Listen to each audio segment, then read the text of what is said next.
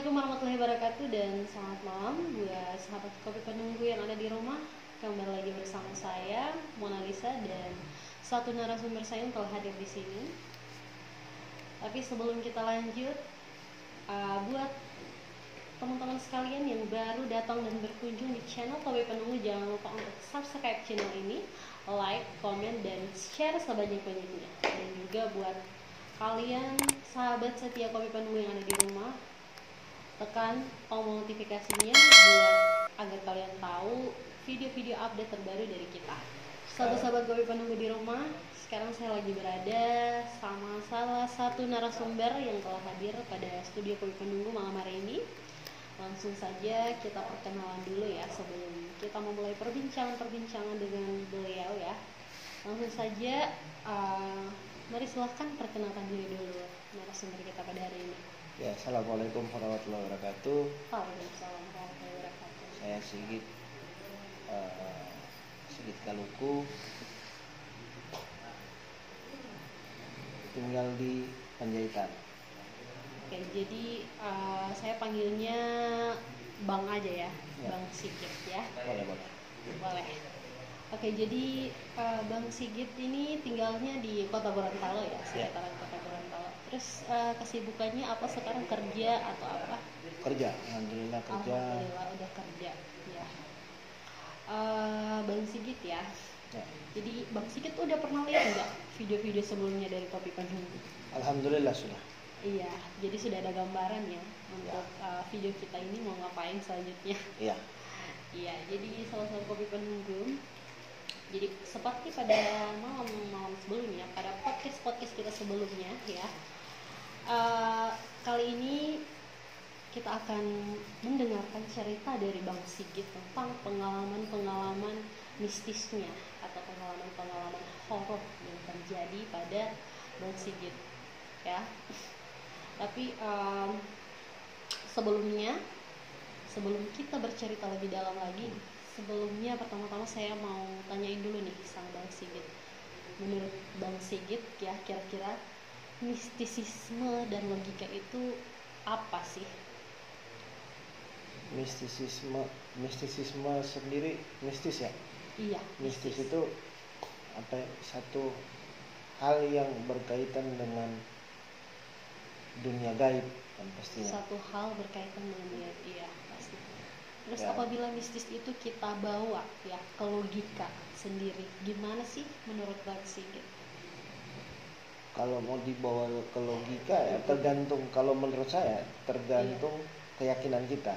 Tergantung keyakinan masing-masing ya. Jadi kembali lagi ke diri kita masing-masing. Ya. Tergantung keyakinan. Contohnya kayak gini. Yang pastinya kita manusia pasti makhluk beragama. Kita beragama, dan pastinya kita yakin akan adanya Tuhan, akan adanya Allah. Allah itu gaib. Iya, yang bersifat gaib ya. Allah itu gaib. Jadi kalau kita tidak meyakini sesuatu yang gaib, kalau kita tidak meyakini sesuatu yang gaib, pastinya kita tidak meyakini dong akan adanya Allah.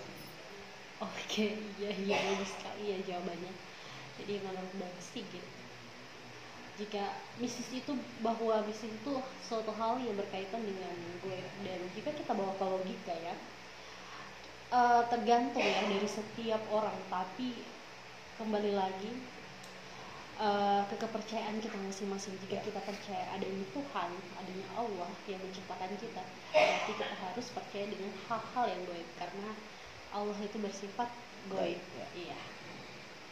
Oke, selanjutnya saya mau minta nih Bang Sigit ceritain pengalaman-pengalaman mistisnya, pengalaman-pengalaman horor yang pernah Bang Sigit temuin. Awalnya kapan, dan yang paling menyeramkan menurut Bang Sigit itu apa? Kalau mau tanya pengalaman mistis, pengalaman horor sendiri banyak sih kalau mau dibilang. Wah, banyak ya. Tapi saya mau cerita pengalaman mistis saya waktu berada di Manado. Ini pengalaman awal atau pengalaman yang paling horor menurut Bang Sigit? Ya, sudah kesekian, tapi ini yang paling berkesan gitu ya? Berkesan paling yang paling gak bisa dilupain. Paling apa ya? Paling aneh yang paling pernah aneh saya menurut Bang Sigit. Oke, iya. Oke, jadi waktu itu kebetulan papa ayah saya itu kita pindah rumah. Ceritanya kita pindah rumah, papa ditugaskan sebagai imam waktu itu di salah satu masjid di Manado. Tapi kita pindah rumah ini dibangun di seputaran masjid. Dibangun di seputaran masjid ya, seputaran masjid. Terus rumah ini masih, kalau mau dibilang selesainya, masih boleh dikata 80% lah. Baru kamar yang jadi, tembok luar belum ada jendela, sama pintu depan juga belum ada. Jadi baru kamar, 2 kamar itu yang baru jadi. Berarti pintu luar belum ada. Pintu luarnya belum ada, pintu rumahnya belum ada, bisa dibilang. Cuma kamarnya aja, kamar sama dapur yang sudah jadi. Kamar sama dapur. Waduh, gimana tuh? Nggak takut mungkin ada orang mungkin masuk atau gimana? Kalau mau bilang takut sih enggak. Karena apa juga yang mau diambil di situ? Masih cuma barang-barang, ya cuma baju, cuma kompor sama tempat-tempat masak. Jadi kalau mau bilang tidak ada. Kalau untuk. Tapi pada waktu itu emang nggak ada ya kejadian alhamdulillah tidak ada. Nah, waktu itu rumahnya kan itu enggak masuk ke dalam. Masuk ke dalam dari jalan raya itu sekitar ada boleh 1 kilo. 1 kilo. Ya, dari jalan raya ke rumah itu ada kira-kira 1 kilo. Nah, pada waktu itu tempat tinggal itu kan kompleks asrama polisi. Asrama polisi yang ada di Manado. Baru sih kalau mau dibilang pada saat kita tinggal di sana itu asrama polisi itu baru dibangun sekitar 2 tahun. 2 tahun. Itu kira-kira pengalamannya Bang Sigit itu kira-kira tahun berapa? 2004. 2004, wah berarti udah lumayan lama ya? Ya, 2004. Terus? Nah, pada waktu itu rumah yang ditempati itu di situ kan ada tiga petak nih, 1, 2, 3. Tapi bukan 3 petak berjajar kayak gini, dia turun menurun. Jadi 1 di atas, 2 di tengah, 1 di bawah. Nah, di bagian bawah ini, di bagian bawah ada dari Brimob Sulut. Pada waktu itu mereka tinggalnya di situ. Berarti kompleksnya di situ. Iya. Jadi di situ gabung antara Polda sama Brimob, di situ Polres. Jelas satu perumahan itu polisi semua. Terus pada saat itu yang tinggal di bawah ini kan kompleks Brimob. Suami polisinya. Iya. Itu sedang bertugas ke Timika. Jadi ada satu rumah? Enggak, ada sekitar 1, 2, 3, 4, 5 7 rumah maksudnya. Iya, ada sekitaran 7 keluarga yang suaminya itu bertugas ke Timika, Papua. Itu pengamanan tambang report. Ya, di situ ada istri-istrinya aja. Iya, tinggal istri-istrinya saja. Nah, kebetulan dari rumah ke depan ke jalan raya itu sekitar 1 kilo. Dan pada saat itu belum apa ya, secanggih sekarang yang handphone sudah ada, maksudnya itu masih jarang-jarang. Ibu-ibu polisi itu, istri-istri polisi mau nelpon suaminya itu harus mau ke depan dulu, mau ke jalan raya. Nyari jaringan gitu ya? Bukan, ada wartel di depan. Oh, wartel. Ada wartel di depan, jadi berarti belum ada handphone ya?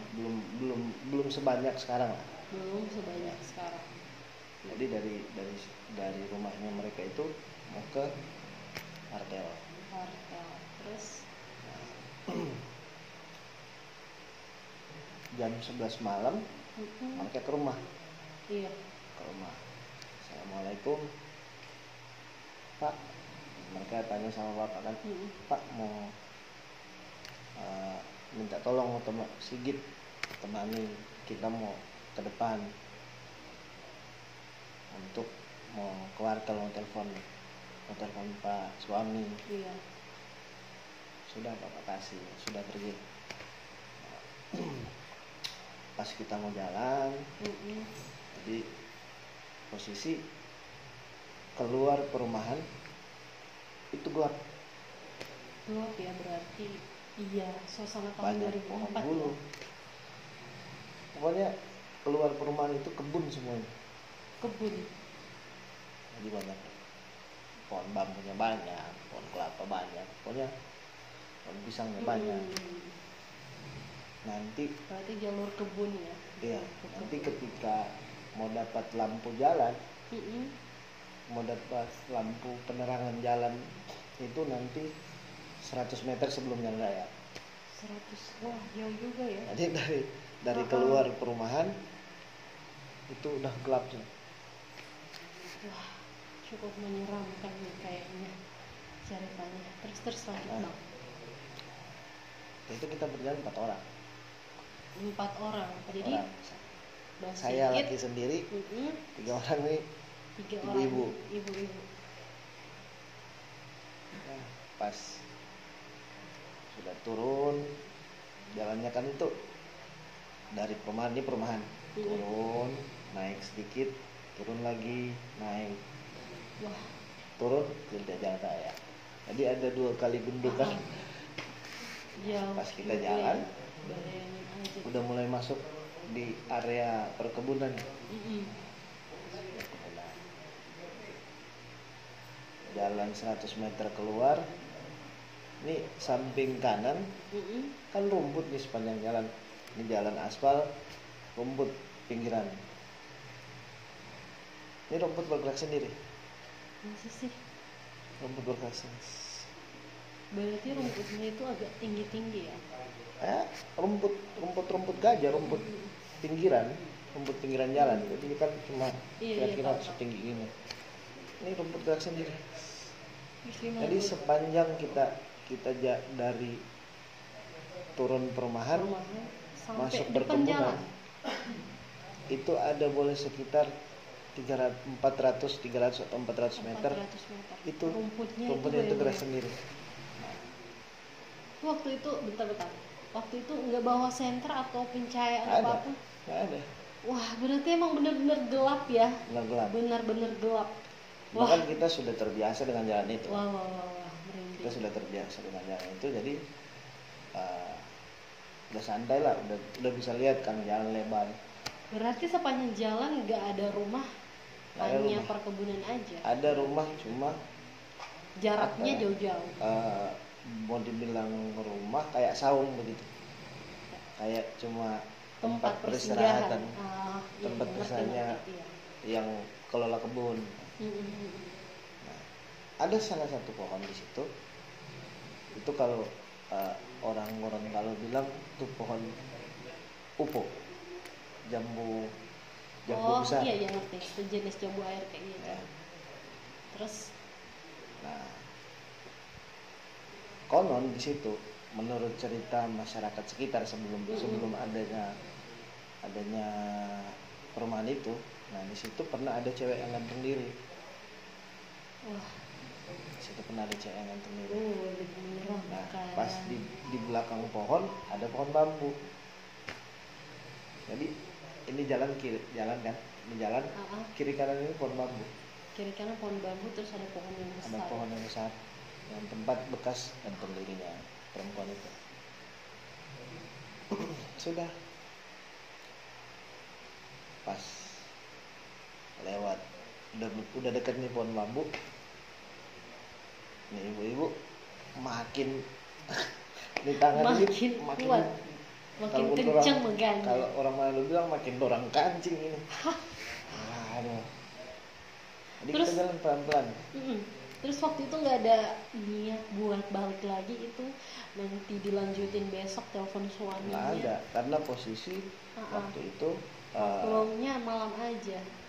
Jam upload 3 orang suami itu kan mereka ada kalau di kompleks itu ada 12 orang. Nah mereka itu satu tempat dan beda-beda uploadan untuk ininya. Iya. Jadi ada yang siang, ada yang ini. Kayak jadi, jadwalnya nelpon. Kalau yang 3 orang ini suaminya dinasnya pagi, uploadannya malam. Mereka cuma waktu punya malam. Besoknya kan mereka mau berangkat lagi ke camp tambang ya. Terus sudah soalnya dekat Jambul, dekat pohon bambu itu mereka sudah takut. Sama Bu, istighfar Bu, baca saja apa yang ibu tahu, baca saja. Iya jalan. Nah ini samping sebelah kanan mata saya ini kayak ngelihat ada sosok perempuan gantung di dahan, kakinya goyang-goyang.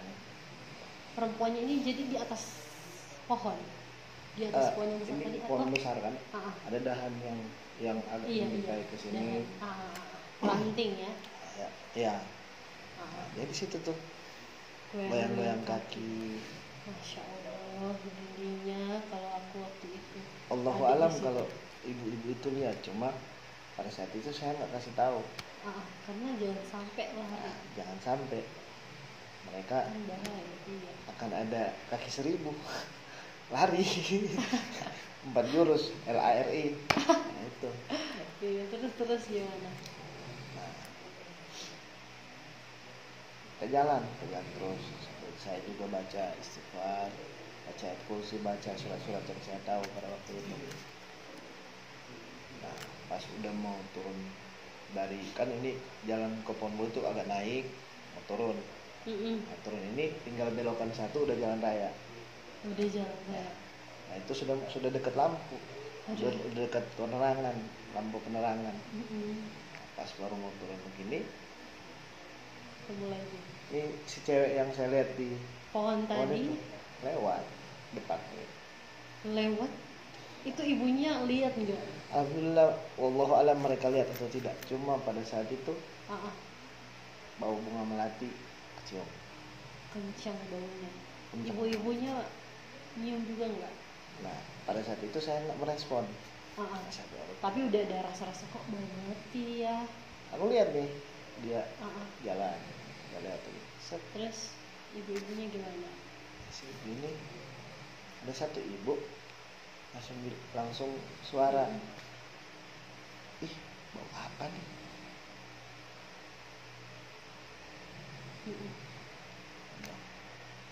Sudah Bu, jangan terlalu kebawa dengan ini, istighfar saja. Istighfar. Nanti Pak bau sekali. Iya, sudah istighfar saja. Insya Allah tahu sampai di muka nanti saya cerita. Iya. Nah, pas sudah mau dekat lampu jalan, tiba-tiba ibu satu pingsan.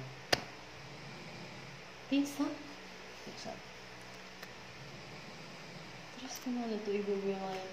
Ini udah dekat jalan, udah ada penerangan gitu? Udah ada penerangan, tiba-tiba sih ibu pingsan coba. Nah, alhamdulillah pas udah sekitaran 15 menit ada mobil masuk. Terus gimana tuh yang pingsan? Dia keserupan? Enggak? Atau kenapa sih pingsannya? Tiba-tiba aja dia lah, ketika udah dekat lampu jalan dia langsung lemes. Pingsan. Terus enggak kerasukan gitu ya?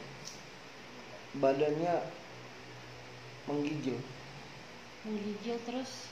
Badannya menggigil, tapi nggak ada suara apa-apa. diam ya misalnya. Terus pada saat itu kebetulan ada mobil yang lewat. Kita bawa ke puskesmas yang dekat situ. Nah, kebetulan puskesmas itu ada di samping kuartal sendiri. Nah, kuartalnya jarak 4 rumah itu ada puskesmas. Terus pas dibawa ke puskesmas gimana tuh? Nah, menurut dokter ini karena ketakutan berlebihan, jadi shock gitu ya, shock berat. Karena pada saat itu dia yang paling banyak keteguran gitu. Apa ya kalau mau dibilang, kalau mengalami orang kalau bilang ini langgu. Jadi keteguran. dia yang bertanya bahwa ini bau apa. Terus dia pada saat jalan dari awal itu dia udah mulai paling banyak apa itu? Apa itu? Paling banyak herannya ya, paling banyak tanya-tanya. Paling banyak tanya. Makanya ya mungkin ya Allah alam, menurut dokter dia shock. Terus dia shock dan alhamdulillah udah dikasih obat, udah di tindakan awal sekitar 1 jam kita di puskes. Ibu udah agak baikan, kita jalan lagi. Alhamdulillah pulangnya udah bareng mobil tadi. Ya, pulangnya kebetulan sudah dengan bareng mobil tadi. Ya memang kalau mau dibilang lokasi situ emang rawan ya. Banyak kejadian-kejadian. Menurut cerita masyarakat juga banyak sih yang ketemu sama sosok itu lah. Sosok perempuan yang gantung diri. Dan memang sering bukan cuma saya, tapi banyak masyarakat sekitar yang sering lihat itu. Makanya kalau sudah di atas jam 9 semuanya udah pada itu sunyi. Kalau kayak kita di sini kan jam malam itu maksudnya jam-jam sunyinya itu udah di atas jam 12. Kalau di kompleks itu jam sunyinya itu dari jam 8 sampai kan. Masya Allah, serem banget. Terus gimana tuh? Kalau warga-warga di situ mungkin yang kayak lagi butuh sesuatu terus harus ke jalan, terus apa nggak ada kendaraan gitu yang bisa dinaikin sampai ada ke jalan? Sih ojek, ada ojek dari, tapi itu pun cuma beroperasi sampai jam 8. Cuma beroperasi sampai jam 8. Karena mereka sudah tahu kejadian tempat itu. Terus ibu-ibu yang tadi kan suaminya itu dapat waktu longnya itu kan malam, terus waktu itu nggak ada upaya apa, tinggal di sekitaran dekat-dekat rumah, dekat-dekat wartel gitu. Masalahnya jalan. Di seputaran situ udah padat dengan penduduk. Dan itu asrama polisi yang masih baru dan masih kosong juga. Masya Allah. Sementara di asrama Brimopnya sendiri itu udah full. Jadi mereka yang udah full di sini dipindahkan ke sini ke belakang ya. Iya. Aduh kasihan ya. Terus gimana tuh lanjutnya? Ada resiko. Mau tidak mau harus begitu. Ada satu kejadian ya. Lebih tepatnya apa ya? Kejadian yang memang apa nih? Saya alami, saya rasakan. Dirasakan, dilihat bahkan. Dilihat. Lebih parah nih dari yang tadi berarti. Lebih mau dibilang parah juga nggak terlalu parah sih, nggak se ekstrim, tapi terkesan gitu. Terkesan ya. Kira-kira cerita apa tuh Bang Sini? Pada waktu itu saya kemarin aktif nih, live di satu aplikasi. Terus? Live di satu aplikasi. Kebetulan lokasi kita pada waktu itu ada di rumah sakit, bekas rumah sakit.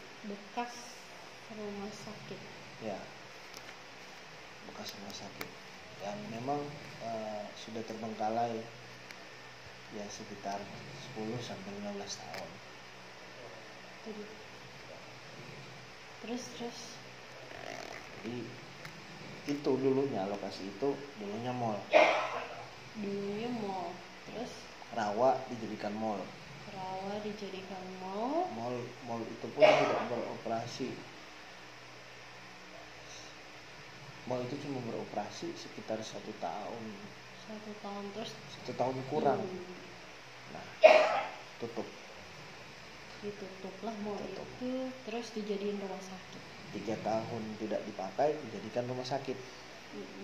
Rumah sakit cuma berjalan 2 tahun, tutup sampai sekarang. Wah. Terus ceritanya kita eksplor di situ. Berarti eksplornya emang sengaja nyari hantu nih? Ya, kita eksplor waktu itu. Kita main di aplikasi sebelah.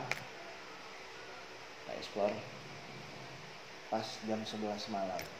Berarti Bang Sigit ini emang udah terbiasa ya sama hal-hal yang mistis, sama hal-hal yang berbau hantu, guys.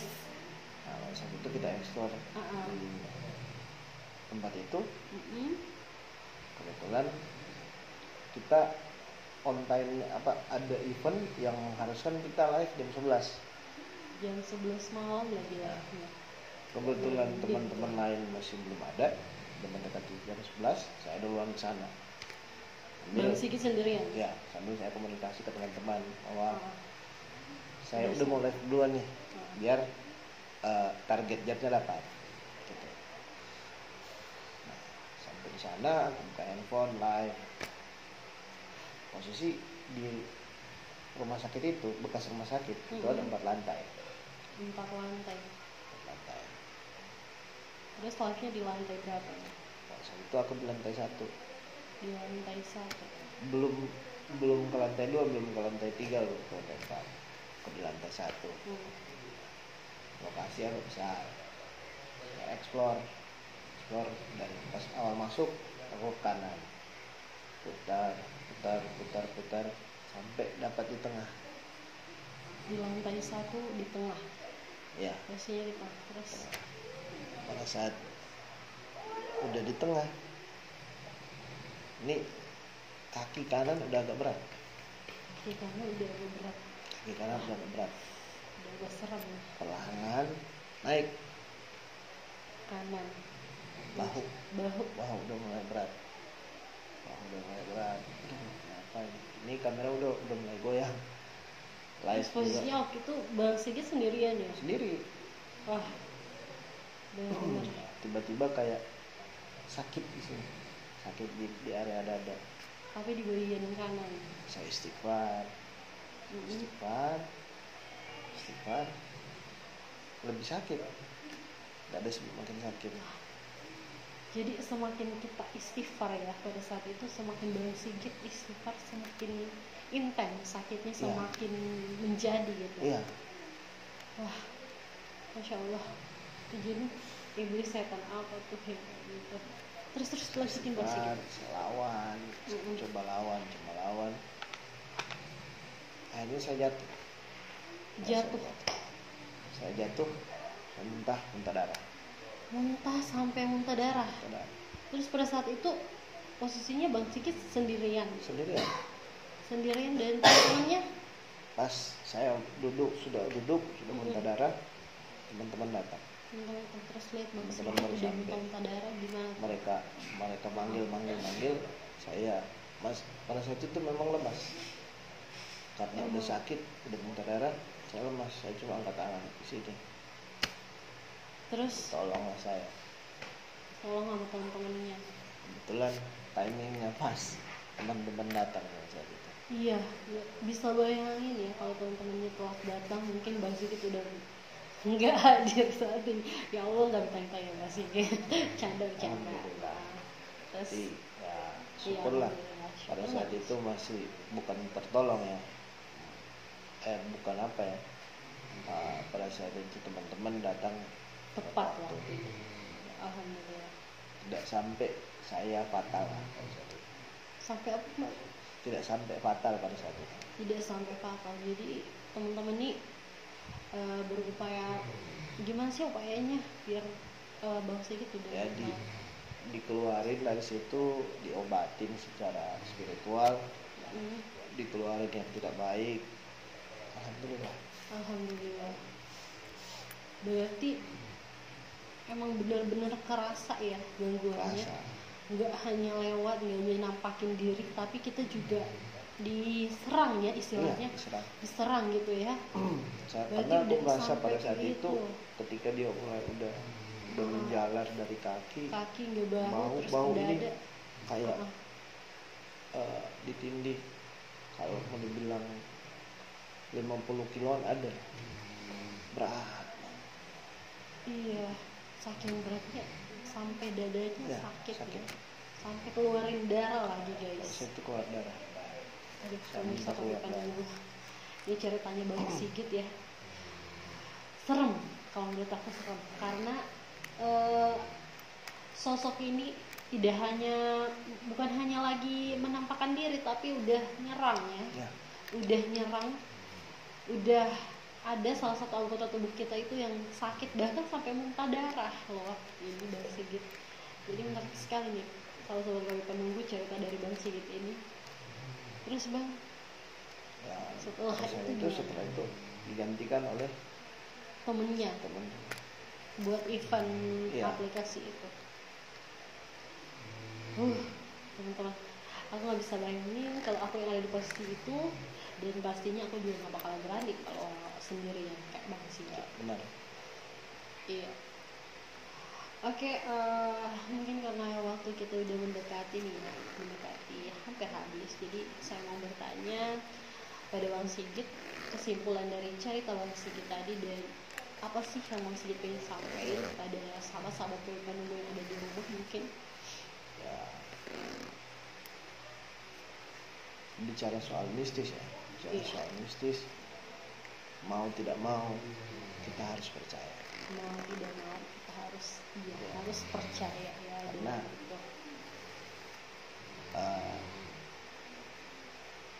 setiap makhluk yang ada itu ciptaan Allah. Setiap makhluk yang ada itu ciptaan Allah. Ya. Setiap makhluk itu ciptaan Allah, mau dia dalam bentuk jin, bentuk kasar seperti manusia atau hewan-hewan yang ada di muka bumi, atau tumbuhan, hewan, jin, itu ciptaan Allah. Mau tidak mau, hal-hal yang gaib itu harus kita percayai. Karena pada dasarnya Allah itu gaib. Allah tidak berwujud. Otomatis kalau hal yang tidak berwujud berarti itu hal yang gaib. Iya, benar sekali ya. Jadi sahabat-sahabat Kopipan Nunggu, benar sekali apa yang dibilang Bang Sigit tadi ya, bahwa kita harus mempercayai hal-hal tersebut, hal-hal gaib ya, karena Allah sendiri ya, kita nggak tahu wujudnya kayak gimana, karena Allah itu bersifat gaib, dan itu sudah disebutkan juga dalam Al-Quran ya teman-teman sekalian. Oke, jadi Bang Sigit pesannya apa nih buat teman-teman sahabat-sahabat Kopipan Nunggu yang ada di luar sana, ada sahabat-sahabat yang sampai ngalamin ya. Kalau teman-teman yang sempat alamin, saya lebih mendekatkan diri kepada Allah, berbanyak istighfar, berbanyak membaca salawat, berbanyak membaca Al-Quran, berbanyak sholat. Iya, karena setidaknya itu yang membentengi diri kita ya, itu yang menguatkan kita ya, istilahnya gitu, membentengi diri kita, menguatkan diri kita ya, benar. Agar kita nggak diganggu ya. Intinya paling tidak secara tidak sadar atau apa, benteng diri itu sudah terbentuk. Benteng diri itu sudah terbentuk dengan kita berbanyak salawat, berbanyak sholat, berbanyak beristighfar. Oke, jadi teman-teman kami penunggu yang ada di luar sana ya, pesan dari Bang Sigit ya untuk kalian semuanya yang ada di sana. Pokoknya mau jalan di tempat manapun, di setiap tempat yang menurut kalian itu sudah berbau-bau mistis ya, kita yang punya perasaan takut wajib membentengi diri kita dengan istighfar, berbanyak sholawat, berbanyak sholat agar kita bisa terlindungi dari gangguan-gangguan atau hal-hal seperti itu ya. Soal rasa takut lahiriah. Iya, emang manusiawi ya. Siapa sih yang gak ada rasa takutnya gitu? Cuma bukan melawan, tapi bentengilah diri kita. Bukan melawan, tapi bentengilah diri kita. Oke, sahabat Kobe penunggu, cerita dari Bang Sigit ini sangatlah menarik ya kalau menurut saya. Dan sebelumnya saya mau ucapin terima kasih buat Bang Sigit sudah mau datang langsung nih ke studio Kobe penunggu. Ya. Oke, baik buat para pemirsa Kobe penunggu dimanapun kalian berada, ya. Kalian semuanya kalau ada rekomendasi tempat atau kalian mau pengen berbagi cerita seperti Bang Sigit pada malam hari ini, kalian bisa langsung sebutkan di kolom komentar ya. Jangan lupa juga para pendatang baru yang baru nonton channel Kobe Penunggu, jangan lupa subscribe, like, dan komen, dan tentunya share sebanyak-banyaknya di sosial media yang kalian punya. Dan juga jangan lupa buat sahabat-sahabat Kobe Penunggu yang ada di rumah, tekan lonceng notifikasinya untuk mengetahui video-video terupdate dari kita. Oke, dan juga kita mau ngucapin juga terima kasih banyak buat Telkom Gorontalo yang udah mensponsori podcast kita pada hari ini ya. Oke, teman-teman sekalian, mungkin ini cerita dari Bang Sigit untuk teman-teman semua yang ada di rumah.